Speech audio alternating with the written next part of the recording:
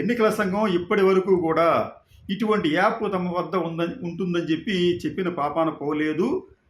కానీ అటువంటి యాప్ అనేది ఉన్నట్లుగా మనకి స్పష్టమైన సమాచారం ఉంది. దీనికి సంబంధించి ఒకసారి మనం ఒక గ్రాఫిక్ చూపిస్తాను మీకు. ఇది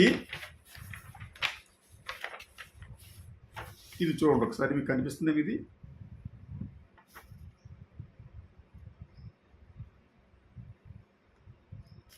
ఇది manual on electronic voting machine అనే ఒక మాన్యువల్కి సంబంధించిన ముఖ చిత్రం.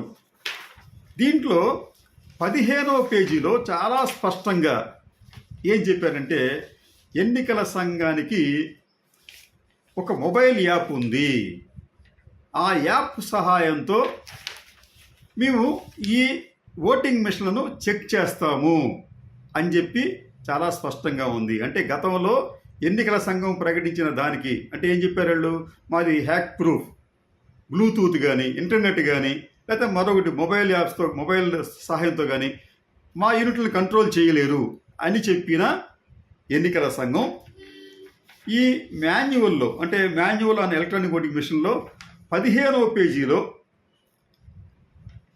ఒక ఇది ఇచ్చారు. ఈ 15వ పేజీలో ఏం చెప్తారంటే వాళ్ళు, కొద్దిగా జాగ్రత్తగా నెమ్మది చదువుతారు. ఇది cell phones, cameras, spy pens etcetera not to be allowed inside the FLC. FLC అంటే ఇక్కడ ఫస్ట్ లెవెల్ చెకింగ్. ఇదేంటి ఫస్ట్ లెవెల్ చెకింగ్ అంటే ఈ పోలింగ్కు ముందు ఒక ఎక్సర్సైజ్ చేస్తారు అధికారులు, ఉద్యోగులంతా కూడా. ఏంటంటే ఈ మెషిన్స్ ఎలా పనిచేస్తాయి అని చెప్పడానికి వీటిని ఏమంటారంటే ఎఫ్ఎల్సి అంటే ఫస్ట్ లెవెల్ చెక్ అని చెప్పి అంటారు. అక్కడ ఏమంటారంటే inside the FLC hall and kept at the collection centre made outside the hall అని చెప్తూ except for 2 mobiles to be used by the election officials.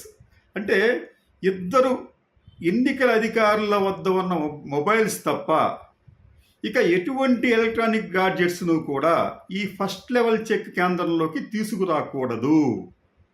ఇది ఈ manual on electronic voting machine సంబంధించిన వాడి ఇచ్చిన గైడ్లైన్స్. తర్వాత దాని continuation ఏం చెప్తారంటే, మనం దానికి చెప్పినట్టు for 2 mobiles to be used by the election officials nominated by the DEO అంటే district level officer, district election officer for making FLC అంటే ఫస్ట్ లెవెల్ చెక్ ఓకే.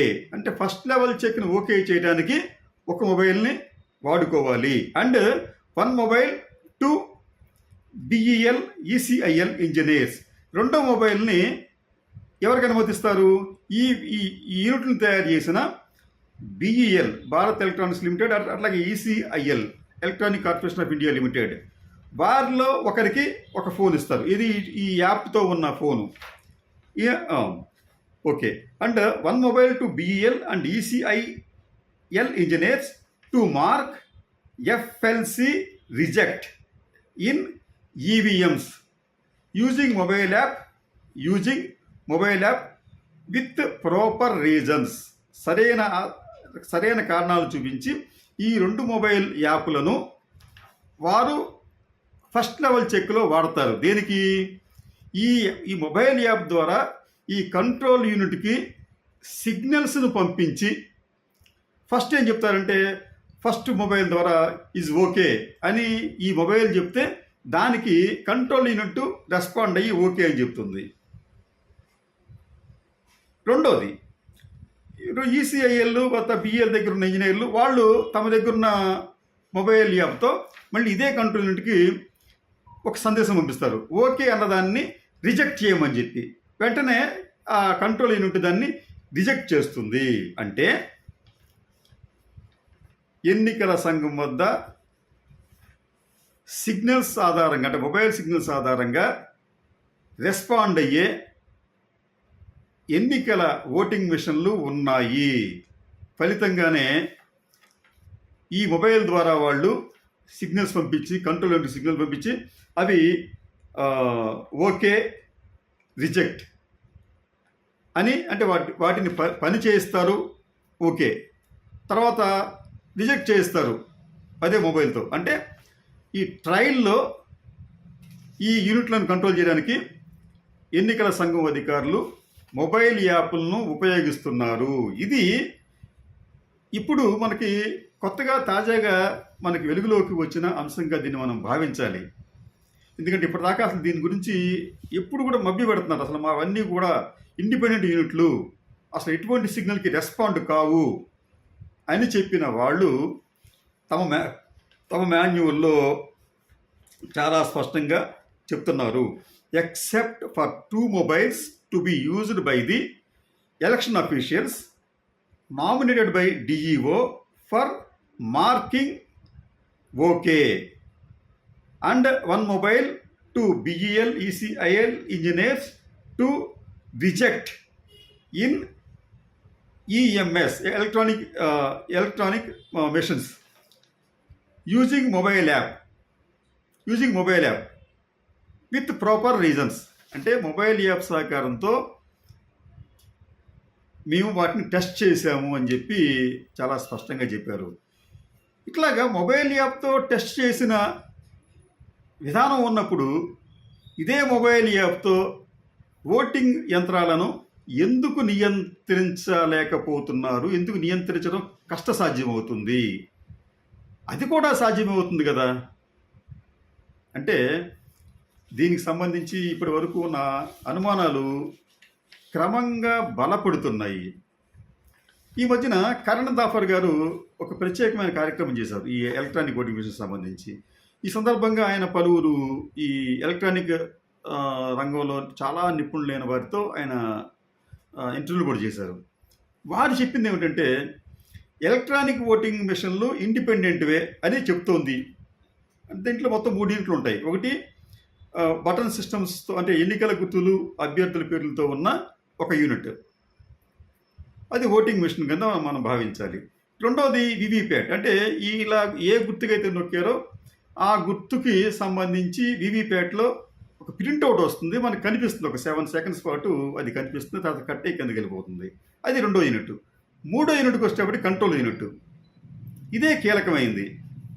ఈ నిపుణులు ఏమంటున్నారంటే మనకి పారదర్శకత అనేది ఫస్ట్ సెకండ్ లెవెల్లో వరకు కనిపిస్తుంది, థర్డ్ లెవెల్లో అంటే కంట్రోల్ యూనిట్ లెవెల్లో కనిపించడం లేదు. ఫస్ట్ లెవెల్లో మనమే వేస్తున్నాం, మనమే చూసుకుంటున్నాం. ఏ గుర్తుంటే ఆ గుర్తు మీద మనం బటన్ మీద మనం నొక్కుతున్నాం. ఫస్ట్ లెవెల్లో ఓకే. సెకండ్ లెవెల్ మనం ఏ గుర్తుకైతే నొక్కామో అదే గుర్తు సింబల్ మనకు కనిపిస్తుంది, ఓకే. కానీ ఈ సమాచారం అంతా కూడా థర్డ్ లెవెల్లో ఉన్న ఈ కంట్రోల్ యూనిట్కి వెళ్ళాలి. అక్కడే ఈ గోల్మాల్ అంతా జరుగుతోంది, అక్కడే హ్యాకింగ్ జరుగుతోంది, అక్కడే మ్యానిపులేట్ జరుగుతోందన్న ఆరోపణలు వస్తున్నాయి.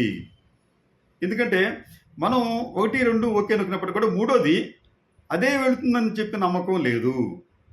కొంతమంది చెప్తున్నారంటే దీంట్లో మనం ఇలాగ మనం బటన్స్ నొక్కితే దాన్ని మనం ముందుగానే మనం ప్రోగ్రామ్ చేయొచ్చు. ఈ కంట్రోల్ యూనిట్కి ప్రతి ఓటుకి అంటే ప్రతిసారి బటన్ నొక్కితే అది ఎవరికి వెళుతుంది. తర్వాత నా 2, 3 నొక్కినప్పుడు ఎవరు నొక్కుతారో దానికి వెళ్ళకుండా వేరే వాళ్ళకి వెళ్ళే విధంగా దాన్ని మనం ప్రోగ్రామ్ చేయొచ్చు అన్నది వారి అభియోగం. దీనికి సంబంధించి ADR association for democratic reforms అనే సంస్థ కూడా సుప్రీంకోర్టుకు వెళ్ళింది. దీనికి సంబంధించి ప్రశాంత్ భూషణ్ గారు కూడా వాదిస్తున్నారు. ఏది ఏమైనప్పటికీ కూడా ఈ ఎలక్ట్రానిక్ ఓటింగ్ మిషన్స్ అనే వాటి మీద నిజానికి సామాన్యులకు పెద్దగా అనుమానం లేకపోయినప్పటికీ విజనరీగా పేరు పొందిన చంద్రబాబు నాయుడు గారికి కూడా అనుమానాలు ఉన్నాయి. ఆయన కూడా చిప్స్ మ్యానిపులేట్ చేయవచ్చు అని చెప్పి గతంలోనే చెప్పారు. ఆయన దగ్గర సాంకేతిక సలహాదారుగా పనిచేసిన వేమూరి హరికృష్ణ ప్రసాద్ గారు కూడా ఇదే విషయాన్ని ఆయన ప్రూవ్ చేశాడు. ఆయన ప్రూవ్ చేసినందుకు అమెరికాలోని శాన్ ఫ్రాన్సిస్కోలో ఆయనకి ది పైనీర్ అవార్డు కూడా ఇచ్చారు. ఇవన్నీ చూస్తూ ఉంటుంటే ఈ ఎలక్ట్రానిక్ ఓటింగ్ మిషన్స్ మీద ఎంత నమ్మకం ఉన్నప్పటికీ కూడా అపనమ్మకం కలిగించే అంశాలు కూడా క్రమంగా వెలుగులోకి వస్తున్నాయి. అసలు ఈ మొబైల్ యాప్కు సంబంధించిన సమాచారాన్ని ఎన్నికల సంఘం ప్రస్తావించాలి. ఎన్నికల సంఘం దాని గురించి వివరణ ఇవ్వాలి. అసలు ఈ మొబైల్ యాప్ అనేది ఉందా లేదా అంటే ఉంది. ఇదే విషయాన్ని చాలా స్పష్టంగా manual on electronic voting machine 15వ పేజీ లో టాప్ పేరాలో చాలా స్పష్టంగా ఇచ్చారు. యూజింగ్ మొబైల్ యాప్ అని. యూజింగ్ మొబైల్ యాప్ అంటే ఎవరు దయచేసారు ఆ మొబైల్ యాప్ని? ఎన్నికల సంఘం చేసింది. ఎందుకు చేసింది? ఈ ఈవీఎంలను చెక్ చేయడానికి. ఈ ఈవీఎం చెక్ చేయాలంటే మొబైల్ యాప్లోంచి ఈ సిగ్నల్స్ అనేవి ఈవీఎంకి వెళ్ళాలి. అంటే ఈవీఎంస్ అనేవి సిగ్నల్స్ రిసీవ్ చేసుకుంటున్నాయి. ఓకే అంటే ఓకే అంటుంది, రిజెక్ట్ అంటే రిజెక్ట్ చేస్తుంది, మొత్తం సమాచారం అంతా కూడా రిజెక్ట్ చేస్తుంది. ఈ మొబైల్ యాప్ అనేది ఈ కంట్రోల్ యూనిట్కి అనుసంధానమై ఉంది అని చెప్పడానికి ఎన్నికల సంఘమే తమ దగ్గర ఒక యాప్ ఉందని చెప్పి చెబుతోంది. అయితే ఈ యాప్కు సంబంధించి ఇప్పటి వరకు కూడా ఎన్నికల సంఘం బహిరంగంగా ఎటువంటి ప్రకటన చేయలేదు. అంటే అసలు ఆ యాప్ ఏమిటి, దాన్ని ఎందుకు రూపొందించారు, ఎవరు రూపొందించారు, అది ఎవరి దగ్గర ఉంటుంది, ఇవన్నీ కూడా వాళ్ళు దానికి సంబంధించి ఒక ఎక్స్ప్లెనేషన్ ఇవ్వాలి. మీకు మహారాష్ట్రలో జరిగింది ఇదే. మహారాష్ట్రలో జరిగింది ఏంటంటే ఒక వ్యక్తి ఓటింగ్ దాంట్లోకి వెళితే, మన ఓటింగ్ సెంటర్లోకి వెళితే, కౌంటింగ్ సెంటర్లోకి వెళితే అతను అరెస్ట్ చేశారు. ఎందుకు అరెస్ట్ చేశారు? అతను తన దగ్గర ఉన్న మొబైల్తో వాడితే కాదు, ఎవరో ఒక ఎన్నికల సంఘం అధికారి దగ్గర ఉన్న మొబైల్ను వాడటం వలన ఈ ఓటీపీ వచ్చింది. ఈ ఓటీపీ వచ్చిందంటే మొబైల్తో ఈ కంట్రోల్ యూనిట్లను మ్యానిపులేట్ చేయడం సాధ్యమేనన్న భావన కలుగుతోంది. అందుకనే ఈ ఎన్నికల సంబంధించిన ఫిర్యాదులో ఈ పండేల్కర్ అంటే ఈ శివసేన అభ్యర్థి ఎవరైతే ఉన్నారో అతని బావమరిదితో పాటు అతనికి ఈ మొబైల్ ఇచ్చిన ఎన్నికల అధికారిని కూడా అరెస్ట్ చేశారు. అంటే దీనికి సంబంధించి ఈ అనుమానాలు క్రమంగా మరింత బలపడుతున్నాయి. కాబట్టి ఇప్పటికైనా ఎన్నికల సంఘం ప్రజలకు అక్కడ ఏం జరుగుతుందో వాస్తవాలను వెల్లడి చేయవలసిన ఆవశ్యకత ఎంతైనా ఉంది.